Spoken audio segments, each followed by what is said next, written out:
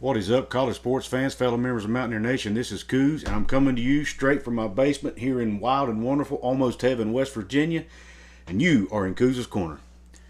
Before I get into the topic of the show, I want to ask that you please, if you haven't yet, hit the red subscribe button, give me the thumbs up if you like the video, share it with your college sports loving friends. Now let's get on with the show.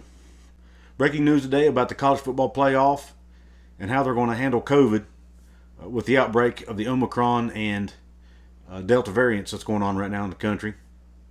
Basically and I read this in The Athletic, basically what they're saying is, for the two semifinal games, if one team doesn't have enough players to play the game, that team has to forfeit the game, and the other team will be declared the winner and move on to the national championship. If neither team has enough players to play, then the game will be declared a no contest, and the winner of the other game will be declared national champion. If three of the four teams don't have enough players and one team does, that team would automatically be declared the national champion.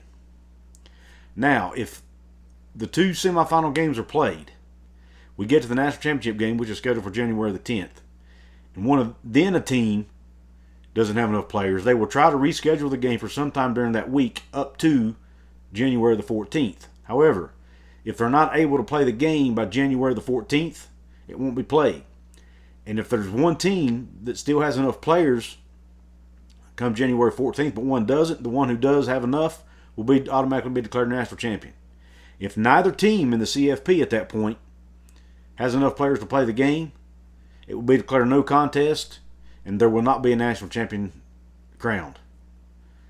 Now, I can't remember any time in the history of college football that we haven't crowned a national champion. If somebody knows, let me know in the comment section. I'm sure there's probably been a time in history, maybe during the Depression or some other times in history when there hasn't been. I'm not a history buff. I don't know a whole lot about the history of college football. I'm sure my good friend Outlaw College Football, by the way, go check his channel out. The guy's like a walking encyclopedia of college football. He would probably know the answer to this question.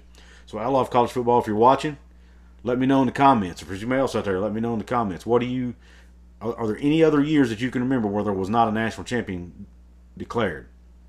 I'd like to know that. So it's very possible, guys, that we could end up not being able to get all of these games in, and we could end up getting a national champion that doesn't get to play the CFP semifinals or the finals, one or the other, or both.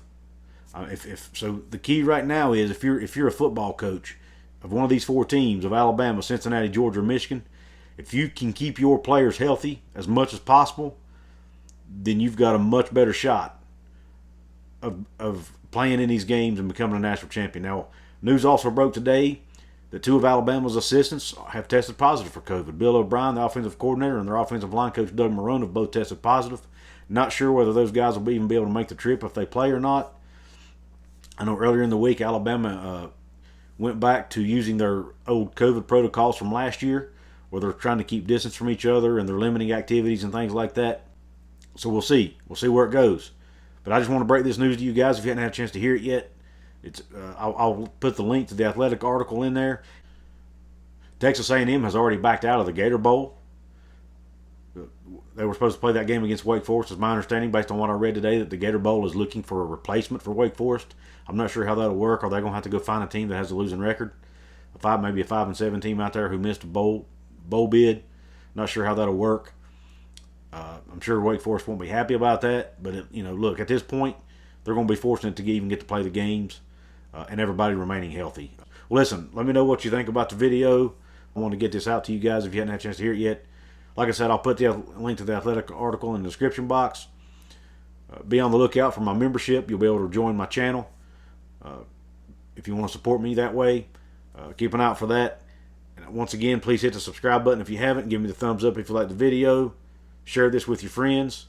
I appreciate you tuning in. Now, Q Country Roads.